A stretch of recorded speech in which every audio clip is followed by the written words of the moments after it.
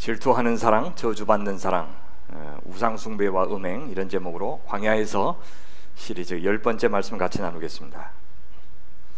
우리 지난 시간에 살핀 22장부터 24장에서는 우리 하나님께서 얼마나 신실하게 자기 백성을 챙겨주시는지를 보았습니다. 이스라엘은 그것을 모르고 있었습니다. 모압 왕 발락이 자기들을 지금 어떻게 생각하고 있는지, 어떤 전략으로 맞서려고 하는지, 그래서 자기들이 얼마나 큰 위험에 노출되어 있는지를 몰랐습니다.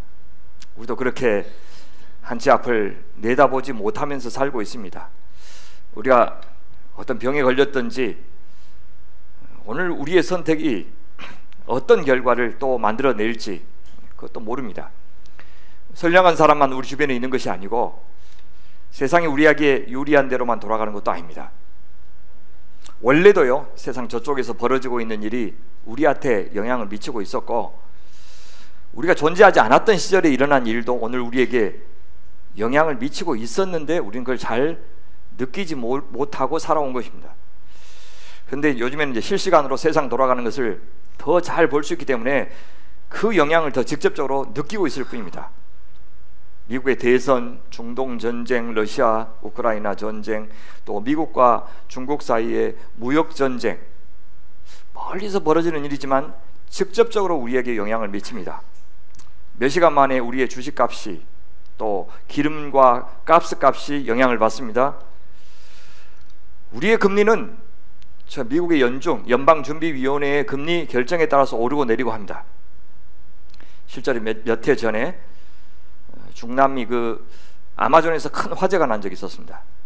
그 영향으로 나무값이 상승했고, 또 그 영향으로 종이값이 상승했고, 그 영향으로 매일성경은 종이의 재질을 갑자기 바꾸고 가격 인상을 할 수밖에 없었습니다. 저쪽에서 화재가 났는데 당장 우리가 오늘 쓰는 그 매일성경에 직접 영향을 미치는 겁니다.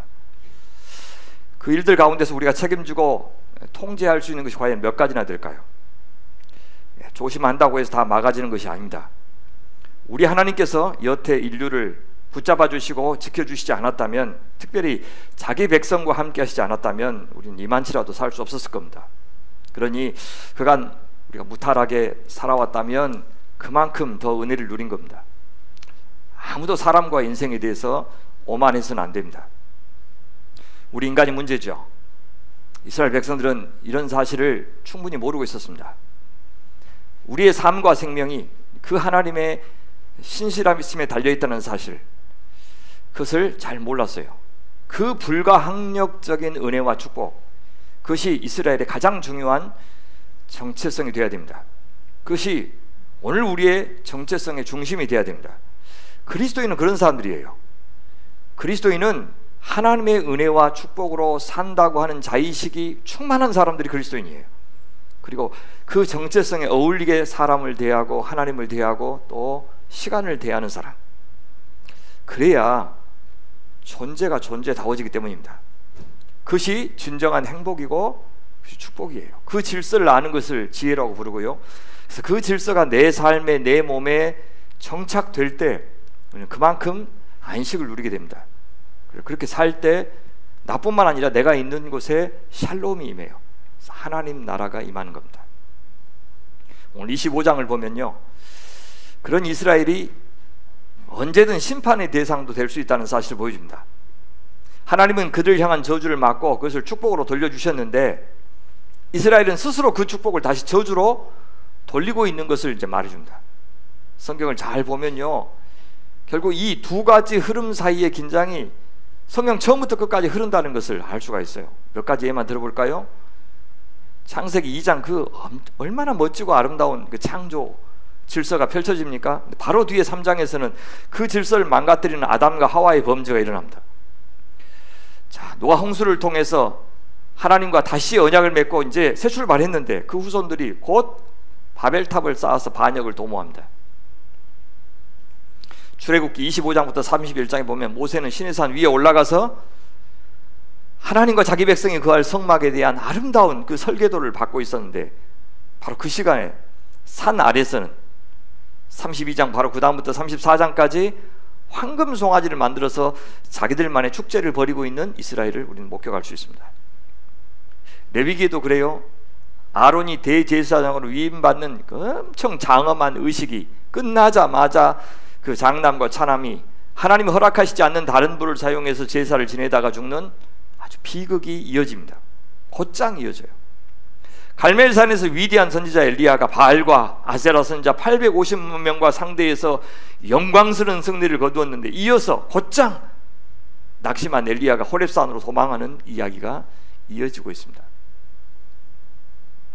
그렇게 우리 인간이 만든 역사는 하나님의 은혜의 역사를 뒤집고 혼돈과 무질서를 켜켜이 쌓아왔던 역사였고, 하나님이 만드신 보기에 심히 좋은 질서를 세상의 권력자들에게만 유리한 질서로 만드는 그런 시간을 보내왔습니다.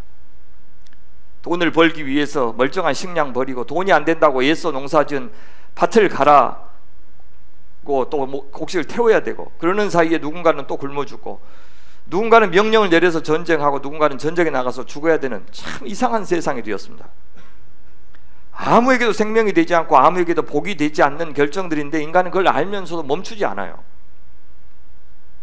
그들은 싸우자 죽느냐 아니면 싸우지 말고 앉아서 당하느냐, 이 두 가지 선택밖에 없다고 생각해요.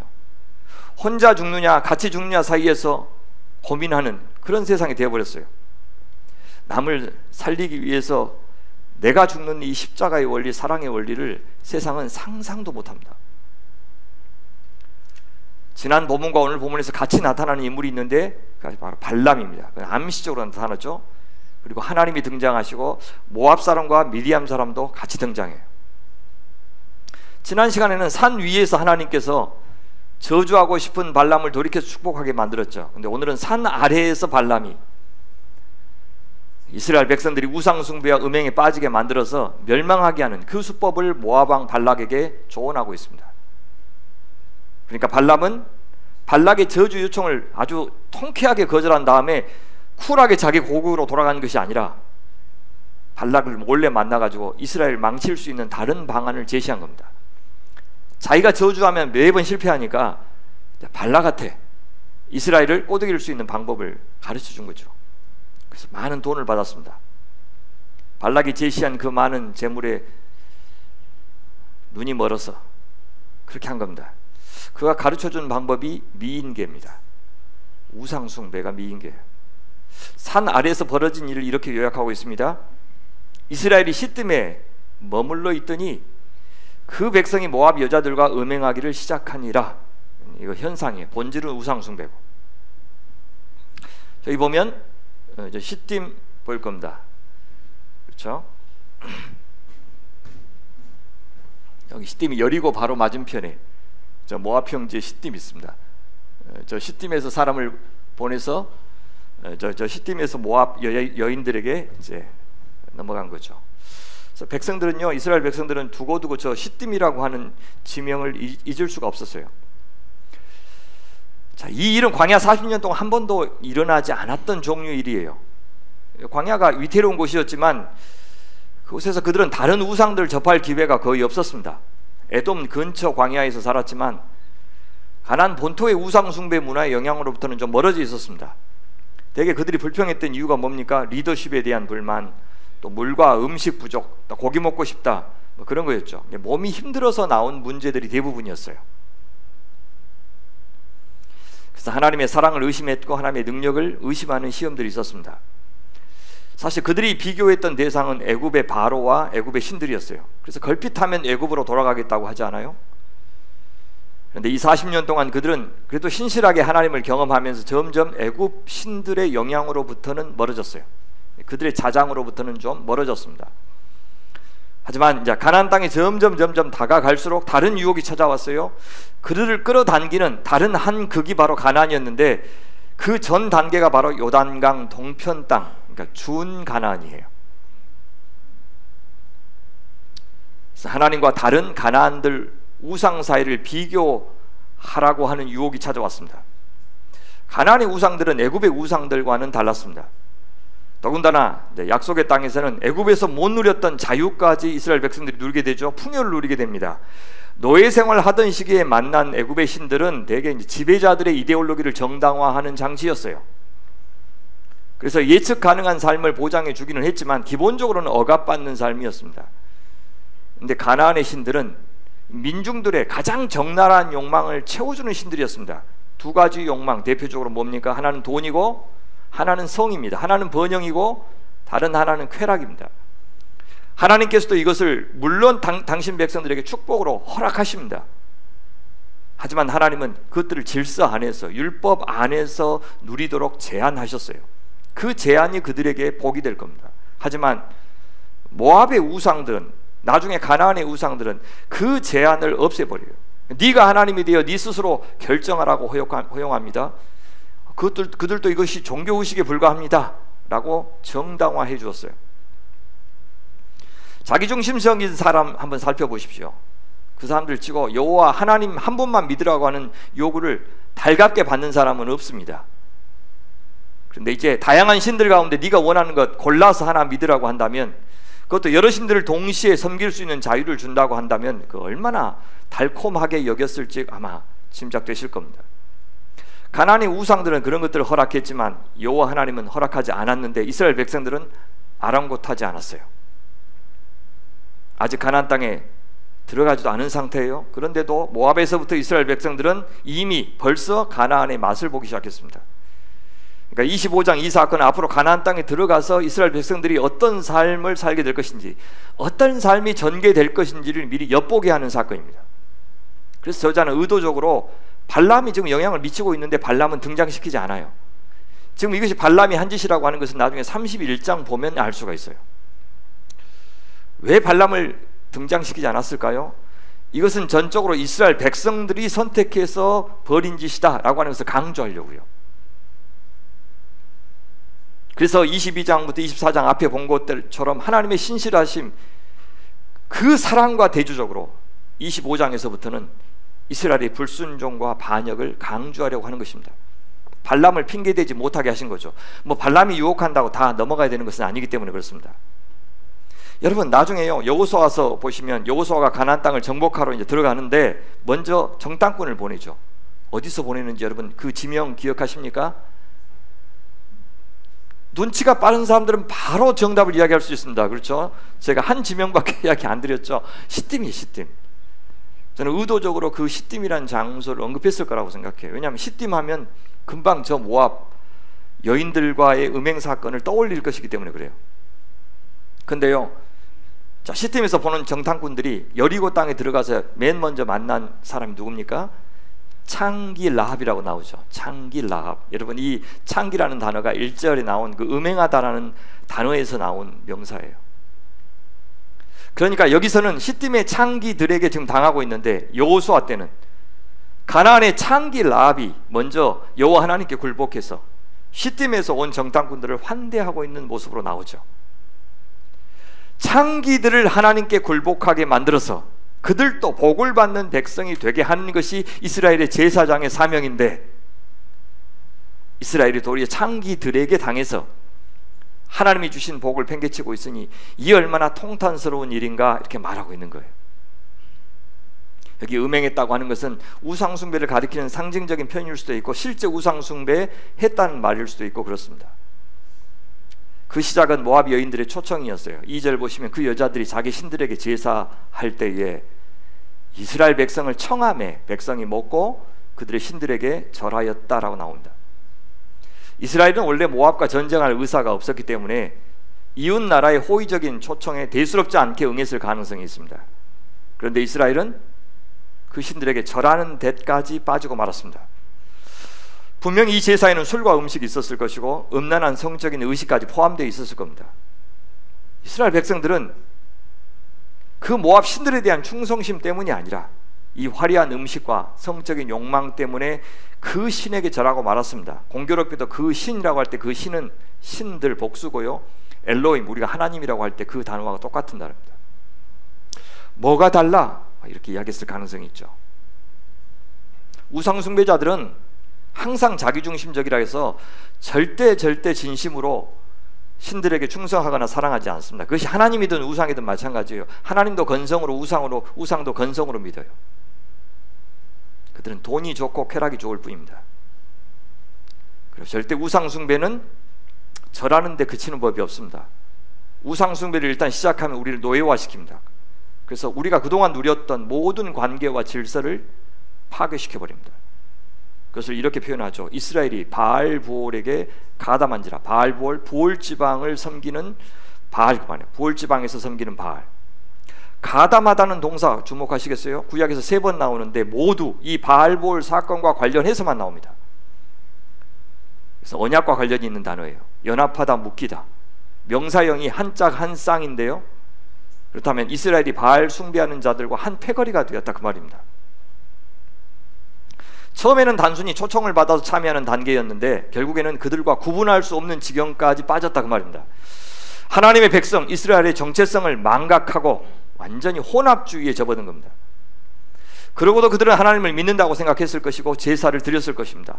황금 송아지 만들어 놓고 뭐라고 그랬어요? 이 송아지가 우리를 애굽에서 인도해낸 여호와다 라고 하면서 경배했고 절기도 지켰고 예물도 갖다 바쳤죠. 그런 짓을 또 똑같이 한 겁니다. 하나님을 버린 것이 아니고 다만 다른 신 하나를 더 믿기로 한 것뿐이다, 이제 그렇게 말했겠죠. 그런데 그들은 십계명에서 하나님께서는 그런 것을 절대 허용하지 않으신다, 몰랐을 리가 없습니다. 하나님은 우리한테도 선택의 기회를 주셔요. 자유를 주십니다. 그런데 모든 자유가 다 허용되는 것은 아닙니다. 내가 이렇게 하겠다고 하면 할 수 있죠. 아무도 못 막습니다. 그런데 내가 그렇게 해도 괜찮다고 판단하면 괜찮아지는 것이 아닙니다. 그런 것은 신앙도 아닙니다. 하나님을 신경 쓰지 않고 내 기분, 내 감정, 내 만족, 내 명예, 내 자존심만 챙기는 것은 신앙과 아무 상관이 없습니다. 왜냐하면 그것은 하나님 믿는 신앙과는 상관없는 자아숭배 교이기 때문입니다. 하나님도 자아숭배에 동원되는 도구에 불과합니다. 우상에 불과합니다. 그런 것을 음행이라고 부르죠. 그 영적인 외도입니다. 여기 모압 여인들과 음행한 것보다, 그들의 음란한 종교의식에 참여한 것보다 훨씬 더 심각한 것은 바로 그들이 이 하나님으로부터 마음이 돌아섰다는 것입니다. 그러니까 모든 음행의 핵심은 그것이 하나님이든 사람이든 그건 충성과 사랑을 저버린다는 데 있습니다. 언약 파괴가 음행이에요. 하나님께서 정해주신 생명의 질서, 축복의 질서를 스스로 망가뜨리는 것이 음행입니다. 그런데 어찌 그 대가로 얻는 돈이 없고 쾌락이 없고 권력이 없겠습니까? 죄의 혜택이 없다면, 적다면 누가 감히 죄를 지으려고 하겠습니까? 심지어 인간은 그것을 정당화할 만한 논리를 만들어내는데도 탁월한 존재들입니다. 우리가 하나님을 떠나고 교회를 떠나는데 다 훌륭한 이유가 있습니다. 하지만 그것이 그 자신은 물론이고 다른 모든 관계까지 다 악화시키고 결국 스스로 자기 영적 생명과 육적 생명을 다 고사시키고 있다는 것을 모르지 않을 것인데 예서 인정하려고 하지 않는 것이 우리 인간입니다. 우리가 선택한 것이 잘한 것인지 아닌지를 결정하는 것은 절대 일의 결과가 아닙니다. 그것은 하나님의 반응, 하나님의 판단입니다. 뭐라고 판단하십니까? 여호와께서 이스라엘에게 진노하시니라. 그리고는 모세한테 뭐라고 그러냐면 백성의 수령들을 잡아 태양을 향하여 여호와 앞에 목매어 달라. 그리하면 여호와의 진노가 이스라엘에게서 떠나리라. 우리 인간은 복잡하게 논문을 써서 하나님을 떠나서 우리가 어느 만큼 자유를 누려도 괜찮은지를 계속해서 연구하는데 하나님의 판단은 참 단순하고 즉각적입니다. 하나님은 이것들을 허락하지 않으십니다. 진노하셨어요. 어찌 수령들, 즉 지파의 지도자들의 허락 없이 이런 일이 가능했겠습니까? 그들은 알고도 말리지 않은 거예요. 아니, 앞장서서 가담했을지도 모릅니다. 그래서 주님은 백성들의 수령들을 잡아 목매어 달라고 합니다. 태양을 향하여 대낮에 하라는 것입니다. 공개적으로. 목매어 달라는 말은 매장하지 말라는 겁니다. 죽음도 수치이지만 매장되지 않는 것은 더한 수치였기 때문입니다. 놀랍게도 여러분, 이곳에서는요, 이 장면에서는 모세와 아론이 전혀 살려달라고 중보기도 하지 않아요. 하나님의 명령하신 대로 그냥 있는 그대로 시행하고 있습니다. 그러고는 25장에서 더는 모세의 역할이 안 나와요. 그래서 하나님의 진노가 얼마나 컸으며 얼마나 진심이었는지를 보여줍니다. 모세가 이스라엘 재판관들에게 이르되 너희는 각각 바알보올에게 가담한 사람들을 죽이라 하니라. 사랑하는 성도 여러분, 우리가 살면서 이렇게 냉정한 하나님의 얼굴을 그동안 몇 번이나 경험하셨습니까? 일체의 기도조차 허용하시지 않는 그 하나님의 얼굴, 참 비정한 얼굴, 차가운 얼굴, 무서운 얼굴, 그런 생각을 가끔 해봅니다. 우리 시대가 왜 이렇게 약해졌지? 우리의 교회들이 왜 이렇게 망가지고 또 약해졌지? 그 이유가 뭘까? 생각하다가 어쩌면 이 차갑고 무서운 하나님의 얼굴을 더는 교회가 보여주지 않았기 때문 아닐까? 그런 생각도 해봤어요. 너무 사랑스럽고 은혜가 많고 늘 우리 편인 것 같은, 항상 우리를 도와주기 위해서 대기하는 홍반장 같은 그런 하나님의 얼굴만 보여준 것이 아닐까? 그래서 우리가 이렇게 하나님을 함부로 대하는 것이 아닌가? 이렇게 대면 대하는 이유가 그것 아닌가? 필요할 때만 열심히 찾고 필요 없으면 정말 무성의하게 대하는 그런 태도를 우리가 누가 가르쳐줬을까? 왜 이렇게 되었을까? 그 하나님을 전하는 사람도 더는 이제 듣기 싫은 소리, 하지 말라고 하는 소리, 욕심 부리지 말라는 소리, 죄 짓지 말라는 소리 담대하게 못하고 교인들 심기경호를 하는 그런 설교만 해서 그런 것이 아닐까 하는 생각이 들었습니다. 저는 하나님이 아예 우리를 포기하시는 심판을 하시기 전에 우리가 저지른 죄에 대한 대가를 고스란히 치르게 하시는 하나님을 경험하게 해달라고 하는 그런 기도도 저는 드려야 된다고 생각합니다. 저는 왜 이스라엘 백성들이 이렇게 모압 여인에게 속절없이 당했을까도 궁금했습니다. 지금 40년이나 이렇게 하나님 앞에 훈련을 받았는데 왜 여기까지 와서 이제 곧 넘어가는데 여기까지 와서 이걸 못 이기고 넘어갔을까? 그러면서 이런 생각을 했어요. 만약에 우리도 저 가나안 땅에 들어가는 것이 광야 생활의 목표라면, 그래서 거기서 신간편하게 잘 사는 것이 우리 인생의 목표라면, 그래서 일하지 않고도 펑펑 돈 쓰면서 하고 싶은 거 다 하고 가고 싶은 데 다 가고 하는 것이 진짜 우리 인생 말년에 우리가 누리고 싶은 호강의 전부라면, 당연히 그것이 인지상정이지만 그 목표가 지금 우리가 광야를 버티고 견디는 이유라면 저는 언제든 우리가 이런 강력한 유혹 앞에서 속절없이 넘어질 수 있겠다는 생각을 해봤습니다. 내가 좋은 사람, 거룩한 사람, 사랑의 사람, 하나님을 경외하는 지혜로운 사람이 되는 것이 내 인생의 진정한 목표가 되지 않는다면 우리 누구도 장담할 수 없고 사탄이 우리의 약한 부분을 공략할 때 그 유혹 앞에서 넘어질 수 있겠다는 생각을 해봤습니다. 우리가 만약에 천국 가는 것, 이 땅에서 잘 먹고 잘 사는 것, 내 자식 출세하는 것, 건강하게 오래 사는 것, 그리고 나서 죽어서도 천국 가서 잘 누리는 것, 이것이 정말 내 신앙생활의 목표라면 나는 아예 신앙인이 아닐 수도 있습니다. 그런 사람한테는 성령이 역사하기 어려워요. 말씀이 머물지 않기 때문입니다. 존재의 완성, 관계의 완성, 그것이 내가 사는 이유일 때 우리는 하나님의 풍성한 임재를 감지할 수 있고 그래서 만끽할 수도 있습니다. 모압 여인들의 유혹이 나를 망가뜨리는 초청이라는 것을 어렵지 않게 고민도 하지 않고 금방 알 수가 있습니다. 하나님을 버리는 대가를 지불하면서까지 그분의 마음을 아프게 하고 진노하는 그런 대가를 지불하면서까지 우상의 품에 안기는 것이 얼마나 어리석은지 우리는 쉽게 계산하는 사람이 될 수 있다는 뜻입니다. 뒤에 보면 지파의 수령들만 벌을 받은 것이 아니죠. 물론 그들은 공개적인 처형을 당합니다. 그래서 이 사건이 얼마나 심각한 범죄인지, 지도자의 자리가 얼마나 엄중한지를 백성들에게 보여주었어요. 네, 나중에 연병을 통해서 24,000명이 죽는 것을 우리 확인할 수 있습니다.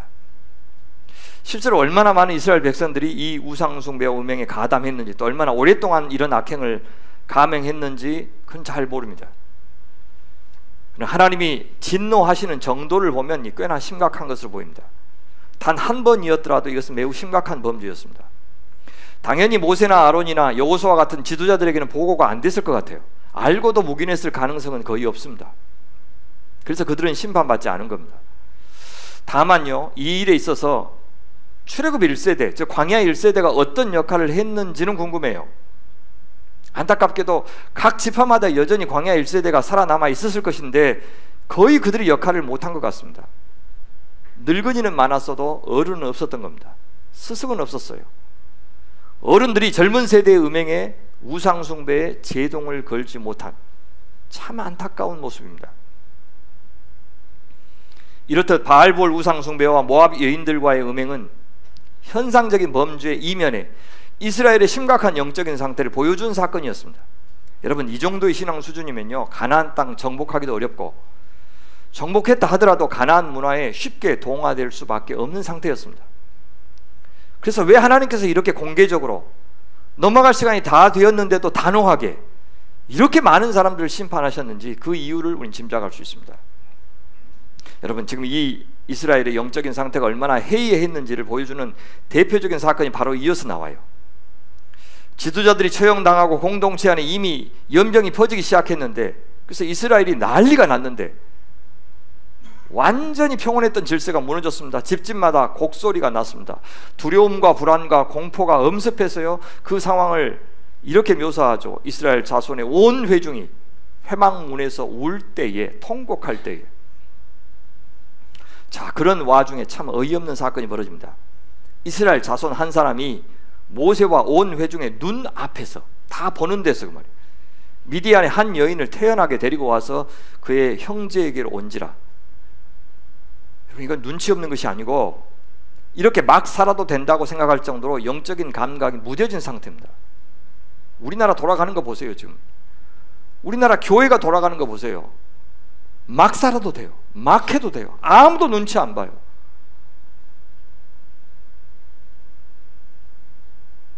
지혜가 없는 겁니다. 하나님을 두려워하는 마음이 사라졌어요. 하나님의 질서를 지키고 법을 준수하고 성도들을 배려하는 것이 생명이라고 하는 이 상식이 없어졌습니다. 백성들은 울고불고 난리인데 이 연병을 어떻게 중단시킬 수 있을지 알 수 없는 상황인데 한가롭게 결혼하겠다고 신부를 데려온 겁니다. 여러분, 이스라엘 사람들끼리 결혼하는 것도 미루어야 될 상황이죠. 그런데 모압과 공모에서 앞에서 이스라엘을 함께 저주하려고 했던 미디안 출신의 여인을 데려와서 결혼하겠다고 합니다. 여러분, 그것은 뭘 의미하냐면 미디안의 종교, 바알 종교를 같이 가지고 들어오는 일이었기 때문에 굉장히 심각했습니다. 우상숭배의 범죄를 지금 징벌하고 있는 와중인데 천연덕스럽게 이방 여인을 데리고 와서 결혼하려고 하다니요. 더군다나요, 이 남자 이름을 보면 시므온 가문의 지도자인 살루의 아들 시므리다, 이렇게 이름을 언급하고 있어요. 한 지파 최고 지도자의 아들입니다. 아버지 허락 없이 어떻게 이 결혼이 가능했겠습니까? 신부 소개도 나오죠. 자, 신부 입장. 자, 미디안에 있는 한 가문의 종파 우두머리인 수르의 딸 고수비. 그들은 하나님 안중에도 없어요. 권문세가끼리 만나서 결혼한다 그러면서 좋아했겠죠. 여기 가서 우리 신부 가문이 어떤 가문인지 아냐고, 우리 신랑 가문이 어떤 가문인지 아냐고, 이것이 음행이다, 이렇게 얘기합니다. 모압 여인들과 성적인 부정을 저지르는 것보다 훨씬 심각한 영적인 음행이에요. 저는 지금 안 믿는 사람과는 절대 결혼해서는 안 된다, 이방 사람들은 절대 안 된다, 지금 그 말을 하고 있는 것이 아닙니다. 여리고 여인 라합이나 모압 여인 루색에서 볼 수 있듯이 여호와를 인정하는 여인들이라면 심지어 메시아 가문의 어머니가 되는 영광까지 누리게 하는 것이 하나님 나라의 질서입니다.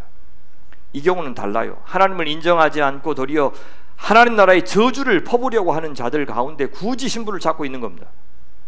이것은 대놓고 하나님을 욕보이고 있는 일이에요. 자기는 하나님만 홀로 참신이라고 믿지 않겠다고 하는 뜻입니다. 하나님을 버린 것은 아니지만 나는 내 욕망의 다른 한 구석을 만족시켜 줄 수 있는 미디안 여인과 미디안 신들을 같이 선택하겠다고 나선 겁니다.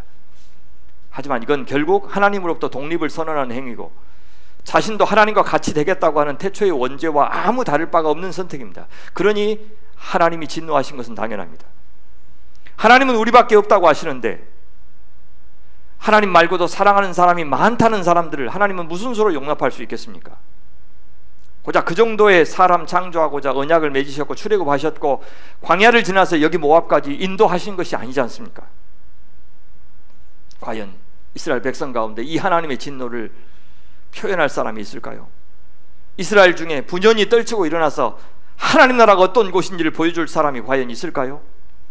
해도 되는 일과 절대로 용납해서는 안 되는 일 사이를 분명하게 구분해 줄 사람이 과연 이스라엘 중에 있을까요? 세상으로부터 비록 옹졸하고 폭이 좁고 구태의연하고 융통성이 없는 꽉 막힌 사람이라는 말을 들어가면서도 하나님 나라의 가치와 윤리를 대변해 줄 사람이 이스라엘 중에 과연 있을까요? 있었습니다. 그가 바로 레위지파 제사장 비느하스였습니다. 이스라엘의 거룩과 성결을 담당하는 지파가 레위 지파입니다. 이스라엘 백성들의 죄의 문제를 해결해주고 또 하나님의 뜻을 가르쳐주는 중재자 역할을 하는 사람이 바로 제사장들입니다. 비느하스는 그 제사장이었어요. 아론의 증손자였습니다. 제사장 아론의 손자 엘르아살의 아들 비느하스가 이것을 보고 회중 가운데서 일어나 손에 창을 들고 이스라엘 남자를 따라 그의 막사에 들어가서 이스라엘 남자와 그 여인의 배를 꿰뚫어서 두 사람을 죽이니 연병이 이스라엘 자손에게서 그쳤더라. 잘 짜여진 사법책에 익숙한 우리들한테는 이런 식의 즉결 처분이 너무 당황스러울 수도 있습니다. 또 그 처형 방법 또한 잔인하게 보일 수 있겠어요. 하지만 그 시대로 돌아가서 생각하면 이것은 하나님을 대신한 단호하고도 용기 있는 대처였습니다. 아무나 할 수 있는 것이 아니었어요. 그건 제사장만 가능했습니다. 이 남자가 시므온 지파의 지도자의 아들이라는 것을 생각해 보십시오. 자칫 집단적인 보복을 불러올 수 있는 일이었기 때문에 이것은 매우 담대하고 용기 있는 결정이기도 했습니다. 어떤 상황에서든지 이런 식의 즉결 처분이 허용되는 것은 아닙니다. 나중에 성경을 보시면 두세 사람의 일치된 증인이 있어야 유죄로 결정된다고 했고, 눈에는 눈으로 이는 이로라고 하는 형벌 원칙도 주어지고 있습니다. 그런데 지금 이 상황은 가나안 땅에 들어가서 어엿한 국가가 형성된 것도 아니고 사실상 전쟁 상황이나 다름없는 형편이었습니다. 그러니까 발람의 조언을 따라서 모압이 미인계를 통해서 이스라엘을 공격하고 있는 중이었습니다. 이스라엘은 외부로부터 오는 공격은 하나님에 의해서 잘 방어가 되었지만 내부로부터 스스로 넘어졌고, 그래서 모압이 아니라 하나님에 의해서 공격을 받는 처지가 되었습니다.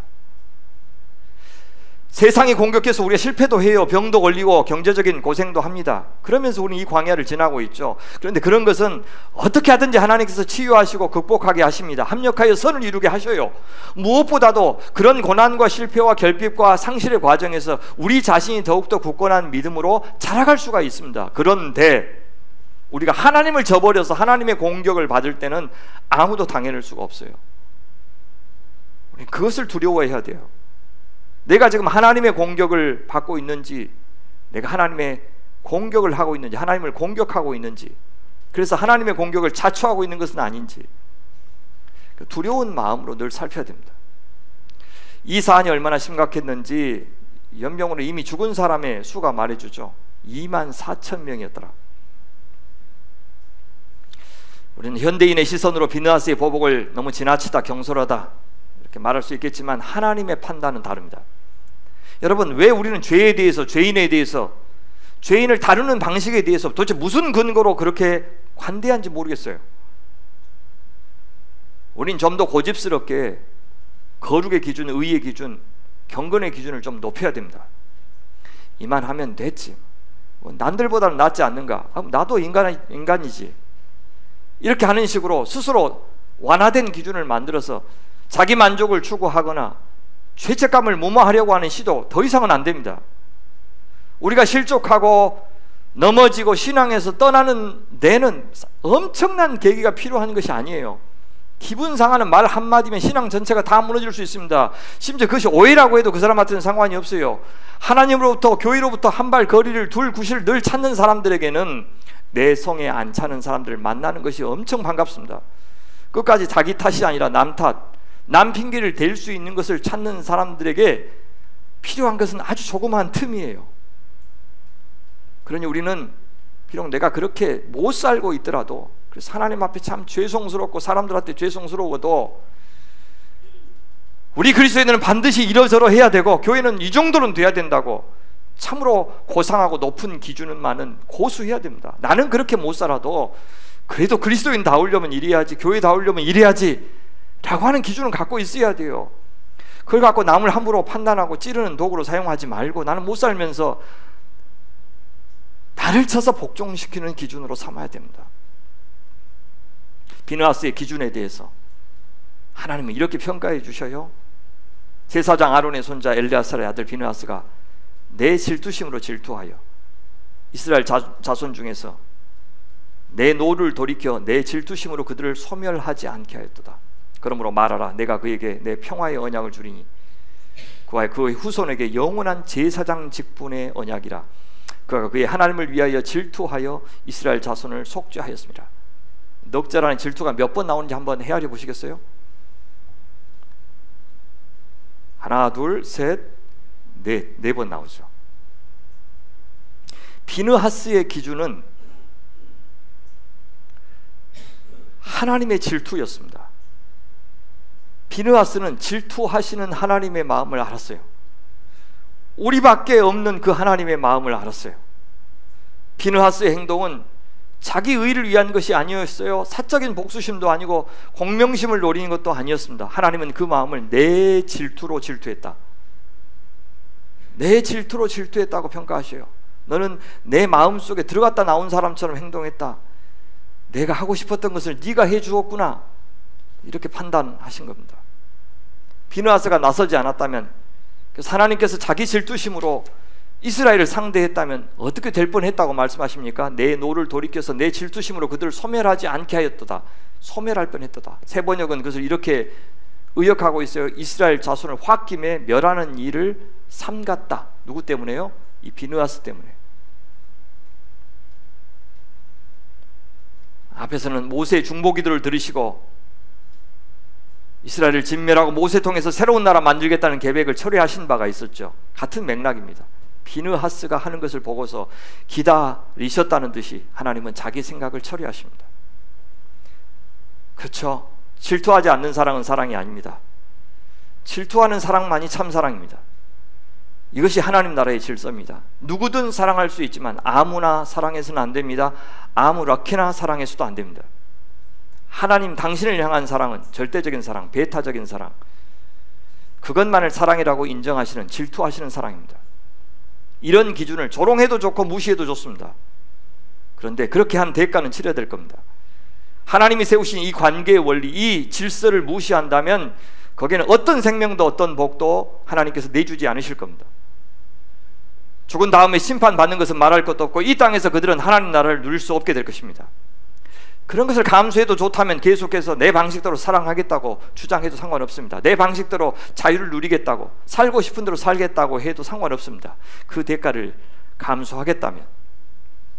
하나님을 향한 질투하는 사랑에서 우리는 모든 사람을 사랑하는 사랑을 배울 수가 있습니다. 이것이 구심력과 원심력의 원리예요. 하나님 한 분을 향한 지극한 사랑이 구심력적 사랑이라면 모든 사람을 향한 사랑을 원심력적 사랑이라고 말할 수 있습니다. 그 말은 하나님을 사랑하면서 동시에 우상을 사랑하는 사람들, 그래서 두 주인을 섬기는 사람들은 절대 이웃을 진심으로 사랑할 수 없다는 뜻입니다. 그는 심지어 자기 자신도 못 사랑해요. 이 신 믿었다 저 신 믿었다 가리지 않고 믿는다고 하는 것은 결국 자기 자신을 헌신하지 않는다는 뜻입니다. 자기 간에 맞는 신들을 찾아서 큰 희생도 없이 그러나 많은 쾌락을 누리면서 살겠다고 하는 사람이 어찌 진실한 사랑을 할 수 있겠습니까? 아무나 사랑하는 사람, 아무렇게나 사랑하는 사람은 아무에게도 진실이 사랑할 수 없고 사랑을 받을 수 없습니다. 그가 사랑의 대상을 이용했으니 그 역시 이용당할 것입니다. 그러니 우상 숭배하는 사람들은 참 사랑을 받을 수도 할 수도 없는 겁니다. 심지어 하나님 나라는 지금껏, 교회의 역사는 지금껏 질투하는 사랑을 하는 사람, 배타적인 하나님만 절대적으로 사랑과 하나님한테만 사랑과 충성을 보이는 사람들을 통해서 진행되어 왔습니다. 이것도 좋고 저것도 좋다고 생각하는 종교 혼합주의자들, 타협주의자들이 이루어놓은 것은 없습니다. 그냥 둥글둥글하고 사람 좋다는 세간의 평가는 받을지 몰라도 진리 아닌 것, 정의 아닌 것과 단호히 싸운 적은 없습니다. 그래서 이 약한 세상에서 그냥 싸우지 말고 갈등하지 말고 대립하지 말고 공연히 불편한 것 자초하지 말자고 하는 평화주의자들이 이룬 것은 아무것도 없습니다. 제가 독선적인 사람 되어야 된다는 말 아닙니다. 말이 안 통하는 막행이 되라는 말도 아닙니다. 적어도 자기 목숨 걸고 지켜야 될 것이 있는 사람만이 참 신앙이란 뜻입니다. 그만큼 내가 믿고 있는 진리가, 내가 믿고 의지하는 하나님이 중요한 사람만이 신앙입니다.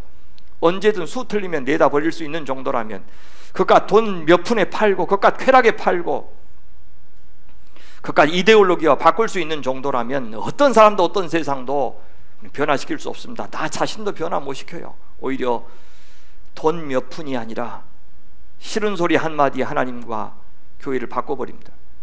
그건 신앙도 아닙니다. 하나님보다, 예수님보다, 진리보다, 교회보다 적어도 내가 더 중요하다고 여긴다면, 그래서 나보다 더 가치 있는 것을 갖고 있지 못하다면 그건 신앙이 아닙니다. 나를 걸 수 없으면 그건 사랑이 아닙니다. 그런데 하나님은 자기 전부를 걸고 하나님을 위해 나선 사람 비느하스에게 미디안의 보복도, 시므온 지파의 보복도, 심지어 이미 바알에게 넘어간 사람들의 보복도 두려워하지 않고 질투하시는 이 하나님의 편에 선 피타협자 비느하스에게 하나님은 복을 약속하십니다. 역할을 맡기시겠다고 하십니다. 그것이 뭡니까? 그러므로 말하라. 내가 그에게 내 평화의 언약을 주리니 그와 그의 후손에게 영원한 제사장 직분의 언약이라. 그가 그의 하나님을 위하여 질투하여 이스라엘 자손을 속죄하였음이니라. 평화, 샬롬과 가장 거리가 먼 것처럼 보이는 사람인데 하나님은 그에게 평화의 언약을 주시겠다고 합니다. 영원한 제사장의 직분을 주시겠다고 합니다. 무슨 말입니까? 비느하스와 그의 후손들에게 제사장 역할을 맡기겠다는 뜻이죠. 평화의 언약이라고 하는 것은 비느하스를 보복으로부터 지켜주시겠다는 약속이고, 더 나아가서 비느하스가 샬롬을 만드는 역할을 감당하게 하시겠다는 뜻입니다. 제사장도 하나님과 백성 사이에서 중보하는 역할을 하죠. 둘 사이에 평화를 만드는 사람이 바로 제사장입니다. 여러분 놀랍지 않습니까? 그래서 우리는 뭘 배울 수가 있죠? 하나님의 질투하시는 사랑에 질투하는 사랑으로 응답한 사람만이, 진실로 하나님 앞에 충성하는 사람만이, 절대 복종하는 사람만이 평화를 말할 자격이 있다는 뜻입니다. 그 사람이 가장 독선적인 것 같은데 실제로는 가장 평화를 말할 자격이 있다, 그런 말입니다. 사랑을 말할 자격이 있어요. 이 종교 저 종교 다 인정하면서 좋은 게 좋다는 식으로 나오는 종교다원주의자들, 상대주의자들이 얼마나 쿨해 보입니까? 얼마나 너그럽고 관대하게 보입니까? 하지만 그것은 아무도 진리를 독점하지 못하게 하겠다는 의도인데 사실은 그것은 아무도 진리를 갖지 못하게 만드는 그런 사람들입니다. 모든 게 진리라면 아무것도 진리가 아닐 수 있기 때문입니다. 그래서 온 세상을 온통 원칙도 없고 도덕도 없고 윤리도 없는 혼란한 세상으로 만들어갈 수 있습니다. 누군가의 선택이나 자유나 권리를 통제하거나 제한하는 것을 인권이라고 하는 이름으로 절대 못하게 할 수 있습니다. 죄라고 하는 말, 어떻게 불쾌하고 무례한 말을 입에 올리느냐 하면서 절대 말도 못하게 합니다. 그런데 그런 무한대의 자유가 허용되는 곳에는 참된 샬롬이 없습니다. 맨날 전쟁만 있을 겁니다. 자기 부정을 못하니까요. 하나님께서는 우리 하나님의 백성들을 거룩한 제사장으로 불러주셨습니다. 그런 우리에게 요구하시는 것은 단 하나입니다. 하나님을 향해 질투하는 사랑을 먼저 하거라. 그러면 우리가 세상을 어떻게 사랑할 것인지 알려줄 겁니다. 사랑할 수 있는 능력도 그때 주십니다. 나는 왜 가족을, 동료를, 이웃을 이렇게 사랑하지 못할까 하고 우리는 늘 우리 자신을 탓합니다. 그럴 때 우리는 내가 하나님을 질투하는 사랑으로 사랑하고 있는지를 먼저 살펴야 됩니다. 인력으로는 용서도 못하고 안갚음하고 싶은 마음도 지울 수 없습니다. 서운한 마음은 어떻게 이깁니까? 하나님을 사랑해 가는 만큼 나도 모르게 생기는 것이 가까운 사람을 향한 사랑입니다. 하나님은 이 미디안 여인 한 사람을 심판하는 것으로 그치지 않고요, 미디안 여인은 사실 하나의 현상일 뿐이라고 했죠. 근본적인 문제는 이스라엘 하나님 여호와를 인정하지 않는 미디안 전체의 불신앙이고 오만함입니다. 그래서 모압과 함께 미디안 역시 이전에 아모리족 속과 바산처럼, 그리고 아말렉 자손들처럼 심판을 하라고 명령하십니다. 16절부터 보시면 여호와께서 모세에게 뭐라고 그러시냐면, 미디안인들을 대적하여 그들을 치라. 이는 그들이 속임수로 너희를 대적하되 부올의 일과 미디안 지휘관의 딸 곧 부올의 일로 연병이 일어난 날에 죽임을 당한 그들의 자매 고수비의 사건으로 너희를 유혹하였음이니라. 고수비는 그냥 한 개인의 일탈이 아니라 그들로 이스라엘 백성 전체를 유혹했다라고 이야기하고 있습니다. 실제 이 심판은 31장에서 벌어집니다. 모압과 미디안이 모두 이스라엘에 의해서 점령당하고요, 바로 그 전쟁에서 발람이 죽었다는 말이 나옵니다. 말씀을 맺겠습니다. 안 믿으시겠지만 끝났습니다. 여러분의 인생의 목표가 무엇입니까? 하나님께서 창조하실 때부터 품으셨던 경륜, 우리를 구원하시면서 품으신 뜻을 우리 인생의 목표로 삼는 사람들이 그리스도인입니다. 그렇다면 우리 모든 그리스도인들의 한결같은 목표는 사랑의 사람이 되는 것이어야 됩니다. 성경은 그 사랑을 때로는 믿음으로, 거룩으로, 의로움으로, 겸손으로, 지혜로, 온유로, 정결함으로 표현하기도 합니다. 그것은 한마디로 보기에 심히 좋은 사랑입니다. 이미 그렇게 살고 있는 사람이 그리스도인이란 뜻이 아닙니다. 우리는 항상 모자라고 항상 부끄럽고 죽을 때까지 못났다고 서로를 생각하는 사람입니다. 심지어 멀리 있는 사람은 잘 사랑하는데 가까이 있는 사람을 가장 못 사랑합니다. 그런 사람이 어찌 사랑을 입에 올릴 수 있느냐고 스스로 생각하고 있다면 나는 그리스도인입니다. 예, 가족은 사랑 못해도 동료는 사랑할 수 있고 생판 모르는 사람들은 더 잘 사랑할 수 있는 사람들이 우리입니다. 그렇게 사랑은 어렵습니다. 그런데 적어도 그런 높고 고상한 기준을 고수하고 그것을 나한테 기대하는 사람이 그리스도입니다. 적어도 그 사랑의 사람이 되는 것을 인생의 목표로 삼고 그것 가지고 내 인생 잘 살았는지 못 살았는지를 평가하는 사람이 그리스도입니다. 그 질투하는 사랑의 1차 대상은 당연히 하나님이 되어야 합니다. 그것은 하나님을 창조주로 인정한다는 뜻이고 나를 질투하는 사랑으로 사랑하시는 그런 분으로 믿어드린다는 뜻입니다. 그래서 이제 나도 그 하나님을 향해서 질투하는 사랑을 하고 싶어 한다면, 그렇게 하게 해달라고 기도한다면 나는 그리스도인입니다.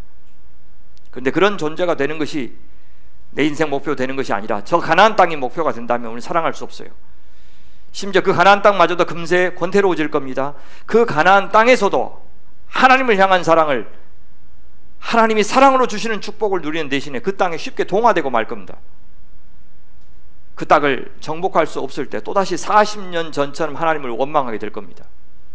요단강 동편 땅 모압 여인들과 그들의 신 바알부올은 저 가나안 땅에 비하면 맛보기에 불과하다 했습니다. 이 가나안 땅 동편에서의 이 천국을 맛보지 못한다면 저 가나안 서쪽에서의 진짜 약속은 우리 누리지 못할 겁니다. 그리 건너가지 못할 겁니다. 그런데 그들은 지금 맛보기 시험에서 무너졌습니다. 앞으로 그들이 가나안 땅에 들어가서도 사실은 이 광야와 다를 바 없다는 것을 말해주고, 그렇게 광야는 우리가 죽을 때까지 새 하늘과 새 땅에 오기까지 계속 될 것이라고 하는 교훈도 우리에게 주고 있습니다. 그러니 사랑하는 여러분, 이제 광야 탈출만을 위해서 우리 기도하지 맙시다. 이 광야에서 부디 나를 사랑의 사람으로 온전하게 빚어달라고 기도하기 시작합시다. 빈 그릇이 되게 해달라고. 사랑의 사람은 귀가 밝고 눈이 밝습니다. 그리하여 하나님의 사랑하시는 소리를 잘 듣고 하나님이 임재하여 우리를 사랑하셔서 하시는 일을 더 잘 알아봅니다. 그래서 우리의 사랑도 더욱더 커져갈 겁니다. 이 광야에서 초장을 볼 수 있습니다. 바람의 소리를 들을 수 있습니다. 오늘 팍팍한 광야 삶에서도 이 질투하는, 이 충성된 사랑으로 천국을 누리시는 소명인들 다 되시길 바랍니다. 하나만 더 이야기하겠습니다. 오늘 본문에서 저는요, 한 사람의 영향력이 얼마나 중요한지 봤어요. 그 한 사람이 우선 발람이고 또 한 사람은 비느하스입니다. 발람, 여러 차례 하나님을 경험할 기회를 얻었죠. 하나님께서 하나님대로 순종하기도 했습니다. 근데 그 마음에는 발락이 제시한 은과 금에 대한 미련이 계속 남아 있었어요. 그리고 그것을 제거하지 않았어요. 제거할 수 없었던 게 아니라 그냥 계속 두었다고요. 그건 우리의 선택입니다. 그를 밀쳐내고 떨쳐버리는 것이 우리가 할 수 있는 일이고, 하려고 그랬는데 안 돼요. 그게 아니고 계속 붙들어 둔 겁니다. 누구 핑계 댈 수가 없어요. 그 발락을 우리 속에 계속 둔 겁니다. 그렇게 했어요. 그래서 고향에 안 돌아가고 모압에 남았어요. 이스라엘 직접 저주하지는 않았지만 저주 받을 수 있는 길을 가르쳐 줬습니다. 추술에 실패하자 술수를 가르쳐 줘서 망하게 만든 겁니다. 한 사람의 계략으로 이스라엘 지도자들이 목숨을 잃고 24,000명이 죽임을 당했습니다. 그 한 사람이 우리가 될 수 있어요. 그 한 사람의 혀가 수많은 사람들을 살릴 수도 있고 죽일 수도 있습니다. 공동체를 일으킬 수도 있고 무너뜨릴 수도 있습니다. 특히 지도자의 중요성은 두말할 필요도 없습니다. 이 발람을 미혹한 모압과 그 모압에게 미혹당한 이스라엘을 향한 하나님의 분노, 하나님의 그 냉정한 얼굴을 우리는 잊어서는 안 됩니다. 늘 KFC 할아버지처럼 웃고 계시는 그런 하나님이 되도록 강요하지 마십시다. 죄를 죄라고 음행을 음행이라고 부르지 못하는 시대가 하나님을 수치스럽게 만들었습니다. 지킬 필요가 없는 허접한 존재가 되게 만들었습니다. 우리는 그런 흐름에 절대 가담해서는 안 되겠습니다. 대신에 정말 중요한 우리의 모델이 있는데 비누았습니다. 하나님의 마음을 헤아려 준 사람. 이 한 사람의 과감한 결심과 실행으로 이스라엘이 속죄를 받았다 이렇게 얘기합니다. 진멸당할 위기를 모면했습니다. 마치 한 사람 아담으로 말미암아 온 인류에게 사망이 임했고 예수 그리스도 한 사람으로 말미암아 온 인류에게 생명이 임한 것과 같습니다. 나 한 사람으로 한 가정이 살고 죽습니다. 나는 이 공동체 안에서 별로 존재감이 없는 사람인 것 같지만 절대 주님 앞에서는 그렇지 않습니다. 나 한 사람으로 공동체는 살고 죽습니다. 내 기도 한마디로 이 공동체는 살고 죽습니다. 괴악한 누룩이 될 것인지 그리스도의 향기가 될 것인지는 나한테 달려 있습니다. 육체의 소욕을 줬다가 결국 멸망으로 끝난 발람의 길을 떠나서 하나님을 위해서 기꺼이 자신을 드린 비느야스의 길을 걷는 우리 모두가 되기를 바랍니다. 그렇게 진리를 따라 살 때 진정으로 세상에게 생명이 되는 질서를 보여줄 수 있습니다. 그렇게 조금씩 우리 사랑 배워갑시다. 그래야 주께서 우리에게 부여하신 평화의 사명, 제사장 사명, 선교의 사명 잘 감당하고, 그래서 우리가 먼저 풍성한 저 천국의 복을 누리는 여러분과 여러분의 가정과 저희 교회가 되기를 간절히 축원합니다. 기도하겠습니다. 하나님 아버지, 이제는 발람의 길에서 떠나고 발람이 유혹하는 것을 뿌리치고 질투하시는 하나님의 사랑, 그 진심을 믿고 이제 우리도 비느하스처럼 담대하게 용기 있게 그리고 충성스럽게 주님을, 우리의 이웃을, 교회를 사랑할 수 있도록 도와주시옵소서. 평화를 일구는 사랑의 사람 다 되게 하여 주시옵소서. 우리 구주 예수님의 이름으로 기도하옵나이다. 아멘.